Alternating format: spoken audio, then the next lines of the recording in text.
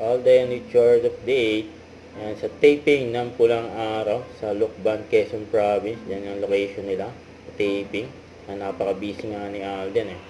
Ayan, napunta rin yung fans ni Alden na si Mami Beth just sa set ng Pulang Araw. May picture pa nga sila ni Alden. Yun no. Ayan, di lang yan. Meron pa nga pagulaman just sa set ng Pulang Araw. Dahil nga mainit ang panahon. Tapos meron din hotdog sandwich at pakain sa set. Grabe naman yun. Pag-post ng Bibo, yung highlights ni Alden, yung meet and greet sa SM Mega Mall. Nalabangan siya dyan ng mga fans niya.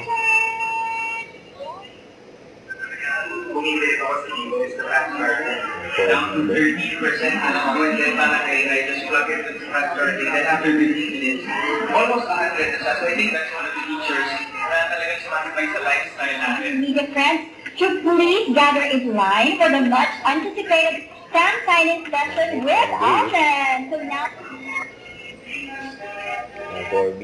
Huwag kalimutan mag-subscribe, click ang notification bell for more update. Ito po ang for reaction vlog. Bye guys, team for watching.